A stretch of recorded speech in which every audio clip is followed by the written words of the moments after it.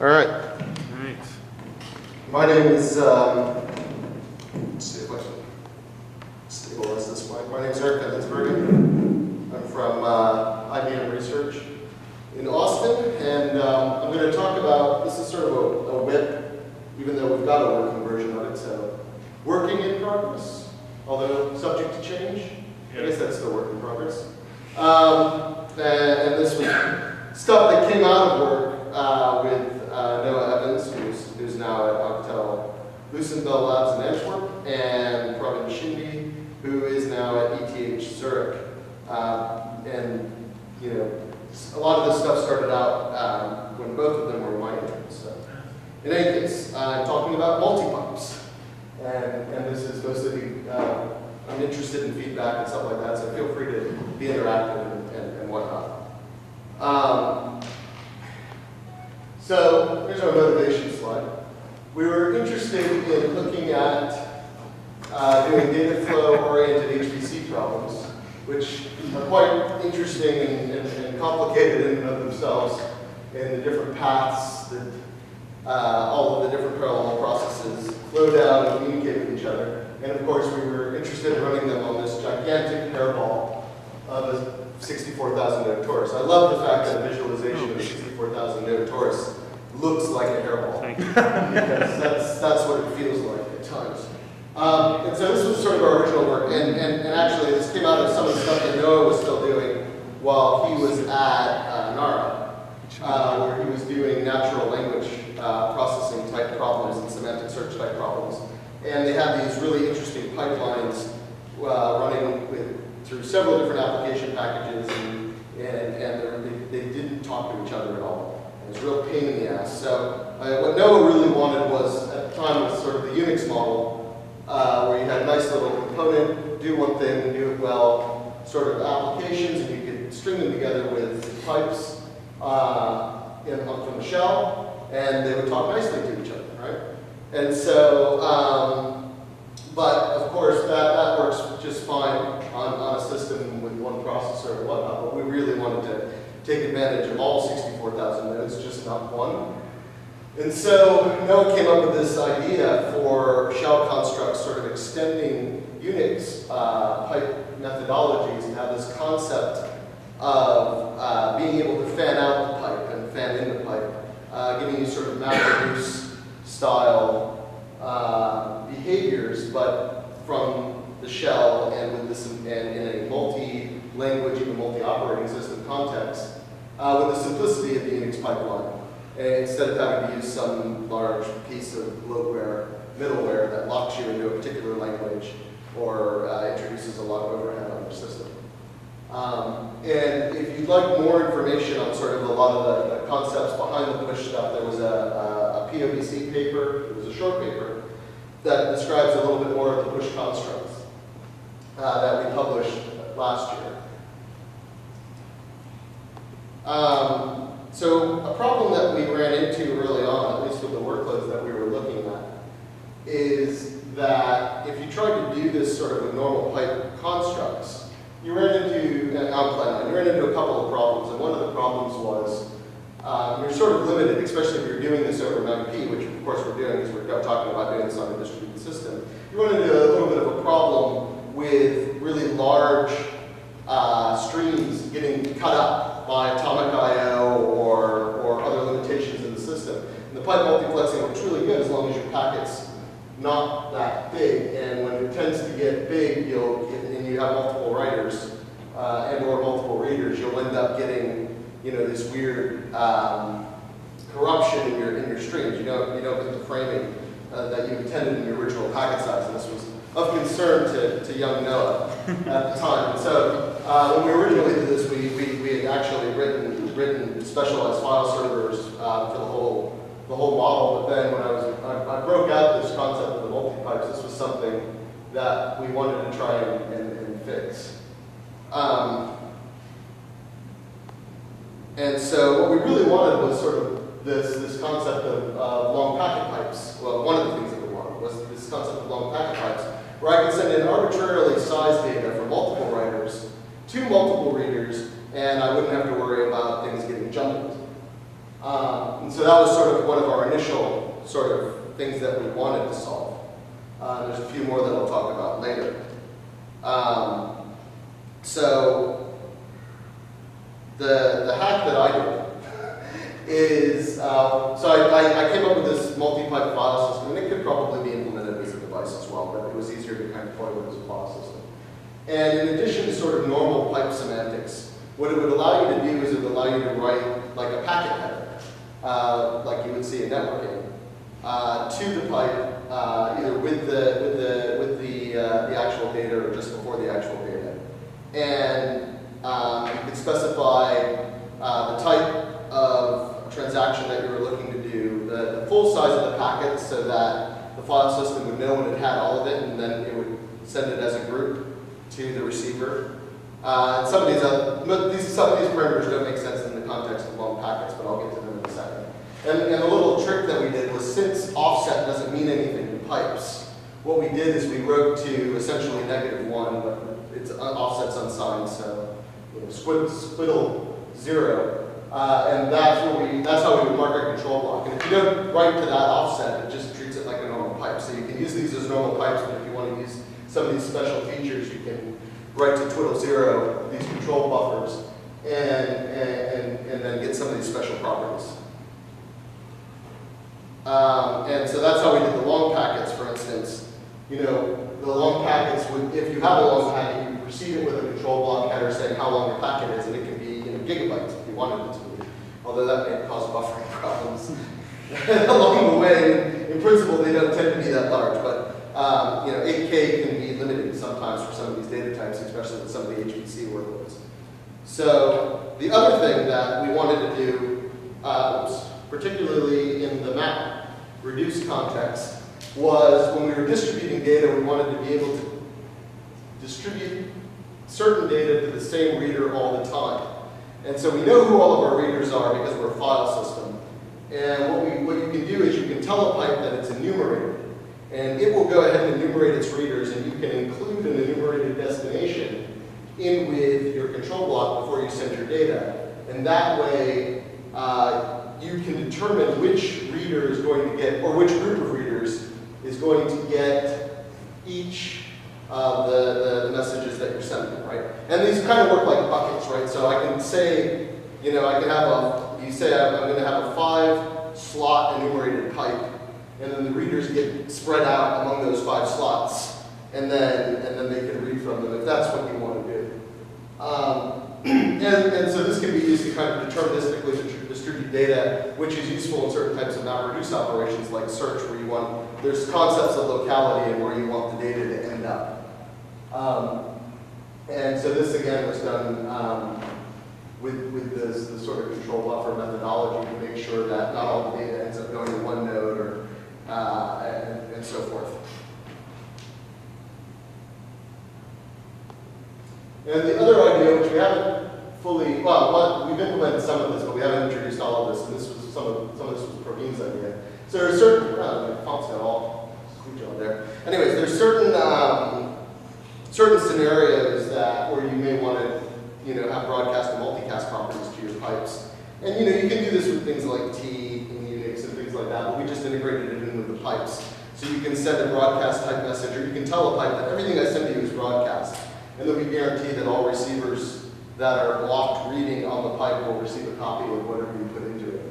And then Praveen came up with the idea of extending this to sort of do MPI-like operations, where you could do a reduce, where if I set up a pipe as a reduce pipe, I block on my read until all of the writers have written to it, and then I sum the writes up and produce the result. And you can do an all reduce where you first write your data into it, and then you read from it, and you get that sort of behavior. And this is sort of speculative at this point whether or not this will be something that we use, but it seemed like an interesting idea. And there's also, I don't have it on here, but it's sort of implicit, we can do barrier type operations as well, where a reader blocks until everyone's written something, and then we can proceed.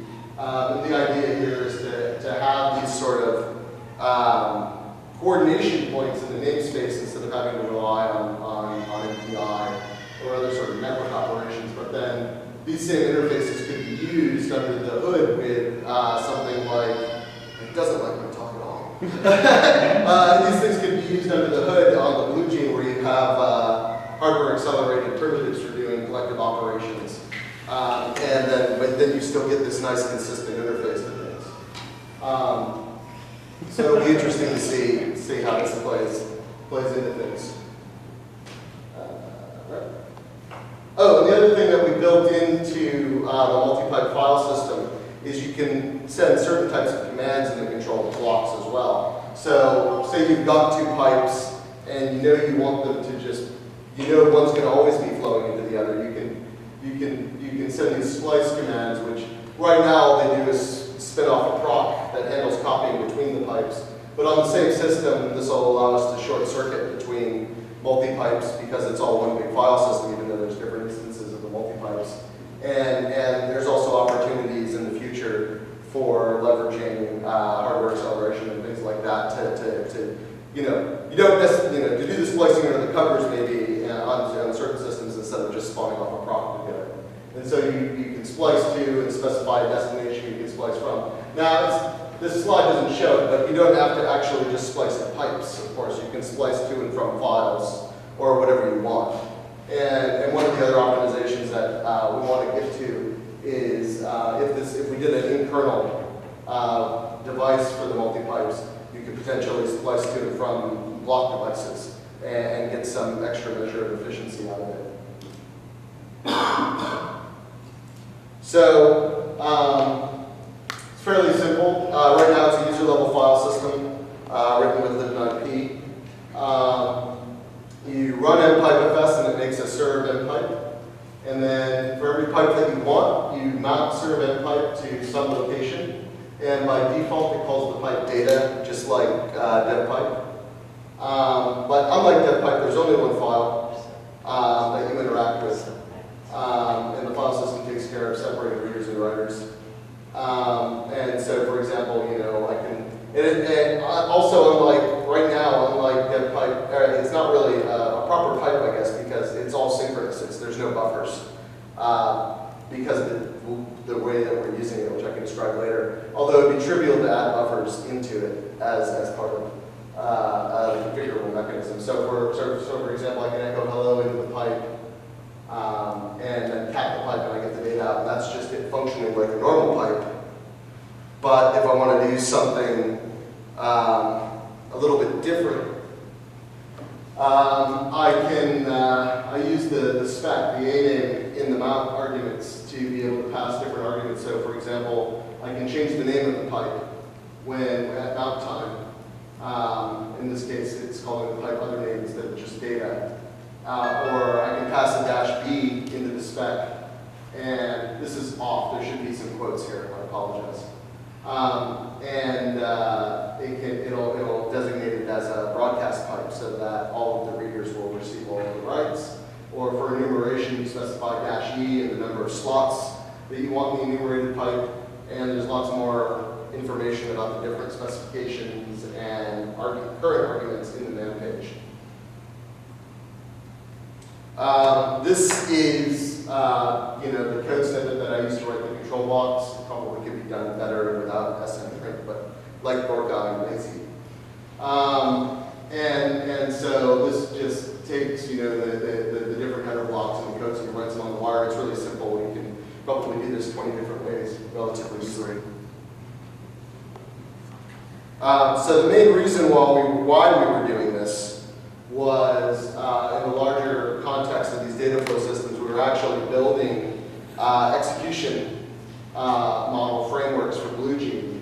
And there's sort of three different levels at this point in time. There's the mpipe file system, and there's this thing we have called execfs, which adds a clone file to proc. Again, I was a bit lazy about it, so actually all it does is add the clone file to proc. And then what it does is it spawns off a little worker thread to wait for you to send exec commands or something to it. Somewhat similar to the Inferno dev command, but instead of synthesizing the whole file system, I spawn off the proc and grab its PID, and then bind in multi-pipes over the normal proc to get the std in, std out, and std that I can interact with, and then those are all multi-pipes. And then the rest of the files are all just normal proc files. So I'm letting proc do most of the work for me, and I'm just adding the ability to start processes from the namespace and adding the hooks to do the I/O. And you could probably do these with regular pipes if you weren't interested in the multi-pipes, but we were interested in dealing with this at a really large scale. And so what there is there's another level called what I call GangFS, which is a bit of a misnomer because it has nothing to do with gang scheduling. But it's all about starting thousands of processes at once across a whole distributed system, whereas execfs is really just concerned about a single system. Is the sharp supposed to be on the other side of the G? No, those are just supposed to be number. Oh. It's actually G0, G1, G2 as you clone. So then this adds a G clone file, which operates with clone file semantics. But instead of just sending exec, you start with saying, hi, I'd like 64,000 nodes. And it says, right. And it goes off, and it through execfs, allocates all the necessary resources. And it actually uses tree spawn-like things, which is like Bucho's great idea that he did in XCPU. So it does it in mostly parallel. And then what it will do, in addition to also mounting its own top-level multi-pipes in, it'll then run splice 2s from the tree of other GangFSs and execfs's to both fan out all input that you registered in here to everybody, and aggregate all of their output and error output to the top level. So you can, I can start hundreds of processes doing something and see all of their output and their errors in one place and feed them input from the same place. And depending on arguments to the control file when you're starting up the gang, it can either be a broadcast if what you're doing is starting the same thing everywhere, or you can also set this up as an enumerated pipe so it'll dish out work. And this infrastructure is just getting working now. And we're going to start playing with applications. I'm sure it'll probably change a bit as we fuss with it. But we'll be playing around with it a bit in the hack session. If people want to kind of see it and learn how to use it, and all of it's available and just runs under a normal system. And we're still working out the bugs, so use it with caution, I suppose.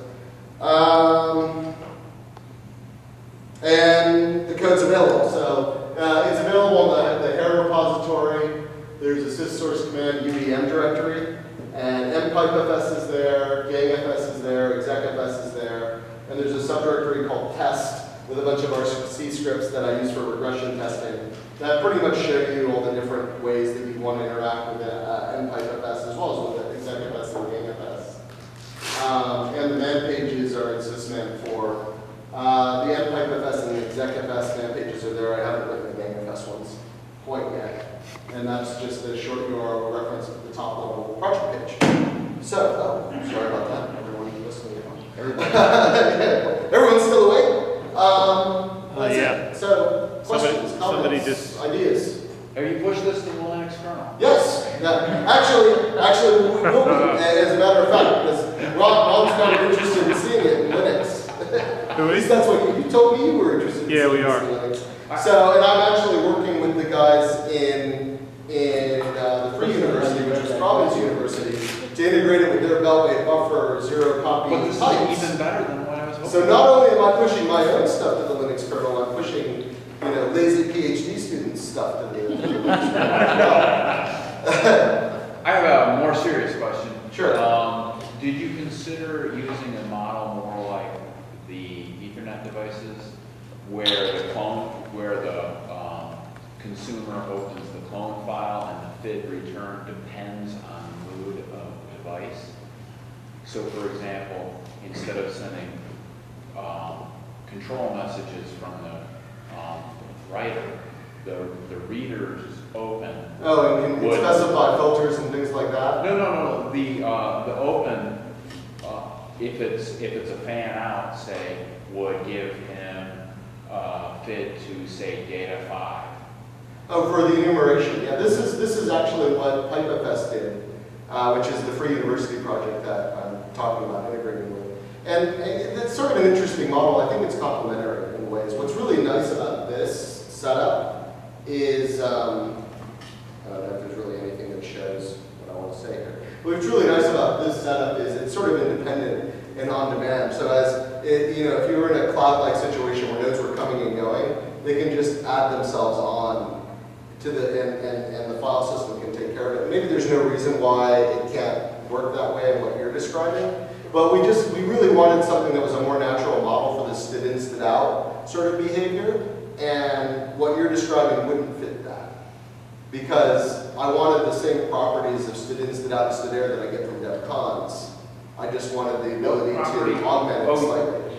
Because it would just be an open of the control file, but you know, maybe. But you've got to then do this dance with it, right? Not really a direct open. Well, we can talk about can later.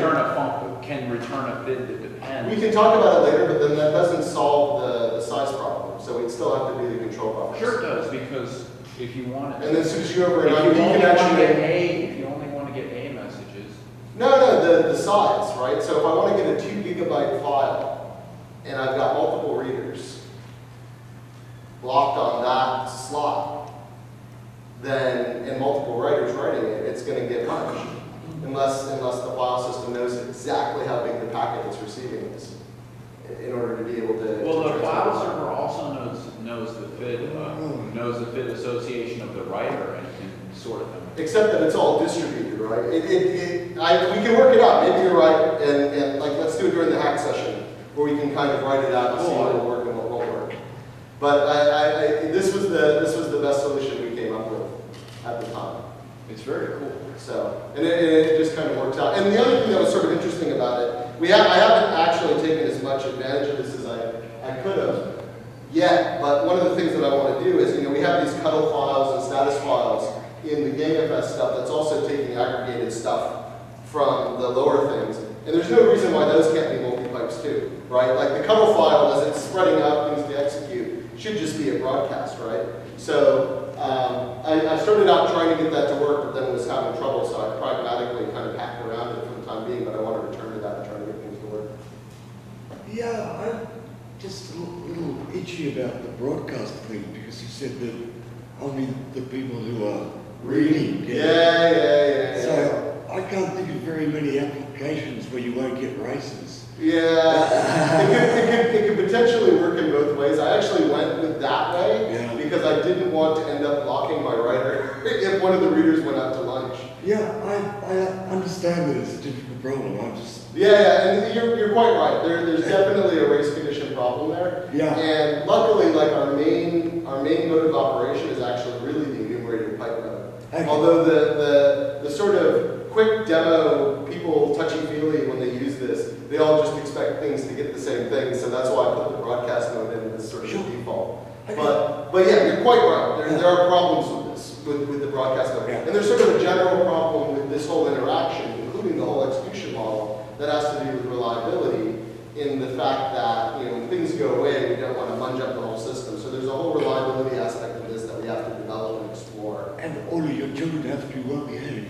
And all of your children have to be well behaved, and you give them a good smack. Well, one of the things with the enumerated pipes with the slots was done this way, right? Because that way, actually the way that the new readers get allocated to the slots, new readers get allocated to the slot with the least readers. So if you notice someone's died, you restart someone else, the holes get filled in. But we haven't gotten to the point of actually beating on that yet. So you're quite right. This is a big area of the future work of this house. Yes, but we could talk about this over an hour. Yeah, over tons of logarithms. Yes, a soothing adult beverage. A soothing adult beverage. So other questions, comments? Yeah, similar. Actually, I had the same question, not as eloquently as Bruce put it, but I was trying to think whether it was like how something like that could get used if you were essentially wanting to get a copy of what's on the dev draw, for example, and broadcast. Yeah. That's interesting. I hadn't thought about that. That might be fun to try during the hack session. That's quite a pose, wasn't it? Sorry, Skip was asking like how you might be able to use this to sort of broadcast dev draw, for instance, or something like that, right? So maybe it'll just work. Maybe it probably won't. But it certainly would be a good test to beat on it, I suppose, right? In the best of possible worlds it would work. Yeah, that's right. Well, that's the Tony Tarlano quote. Ideally, it will work. Ron, questions? No? I was just thinking we can put up a 2-node OpenRD cluster and test it. Yeah, we can, you want to do multi-node? Got a little bit of work there. No and I are mostly working that there seems to be some sort of a race condition during one of my regression tests on the multi-node version, where all the data comes through, but the last close doesn't get propagated, and so the reader that's sitting blocked on the GangFS stood out just kind of hangs out. And so Gorka thinks he knows what it is, and it's that I haven't used his closing stuff properly. And he's probably right, so we're going to fix that today. No, I said that was a bug. I don't know if it's the bug. Yeah. There's definitely a bug in how I'm using the Chan close stuff. So. There's never the bug. Yeah, another question? Oh, I was just thinking if you wanted to go across like machine boundaries with this, whether it would make any sense for some application of it, where you come in and fan out, but then you want to fan it out. Yeah, well, this is all designed to go across machine boundaries. Oh. That's why we did it, actually. And so, a lot of these problems a lot of these problems you might be able to avoid if you're on the same machine, especially the message boundary stuff. But since we're on multiple machines, because you could specify an arbitrary M size if you really wanted to, right? But since we're on all of these different machines and we're communicating across an IP, across strange networks, that we probably have a certain degree of control where we could also do it, but we wanted something that was a little bit more generic. Because the GangFS, ExecFS stuff was all part of the execution model, the distributed execution framework that we were designing for Hair. And the whole idea was you could sit at your laptop at home, or Charles can sit at his laptop in London, right? And attach to the Blue Gene and be able to fly out jobs and interact with it just like you were interacting with a local process. Yeah, so I thought you might want to mention this again, the scale, which is this is intended to operate.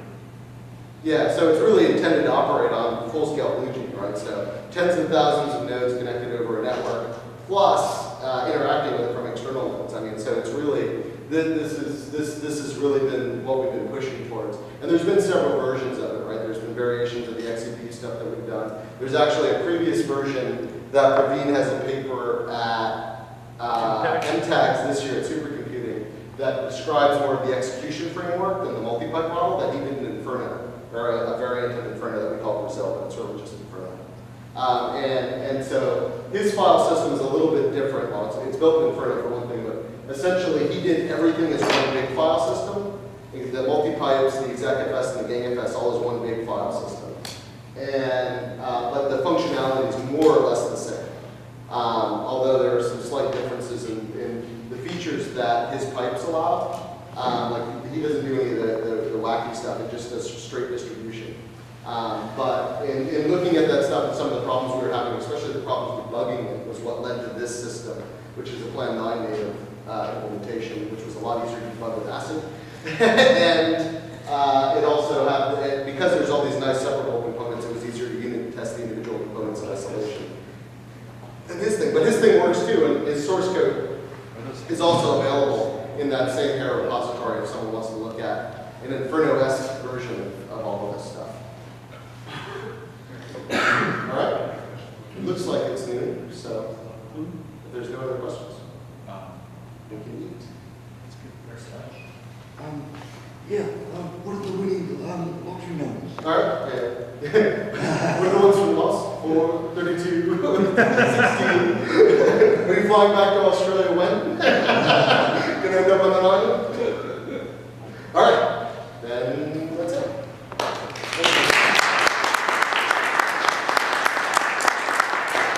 Now we break for lunch, right? Yep. Might as well. So you have the mic, you might as well tell them. Oh, so we're breaking for lunch and we're back at when? So I can get back my computer. We're back at 2 p.m. 2 hours from now. So, are we gonna just leave everything? Yeah, that's a good question. So we have to find out. Can you turn up? I would prefer to leave all my shit here. Yeah, so would I. We probably have to get something in the locker room, so I'm gonna have to go in. Yeah.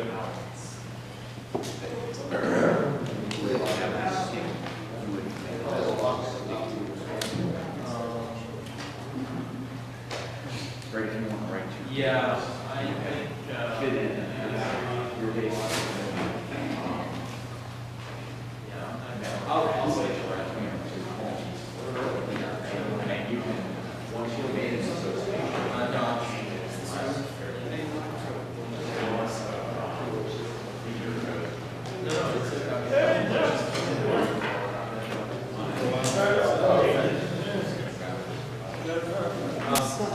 It's all right. I mean, it's still, Yeah, yeah, yeah.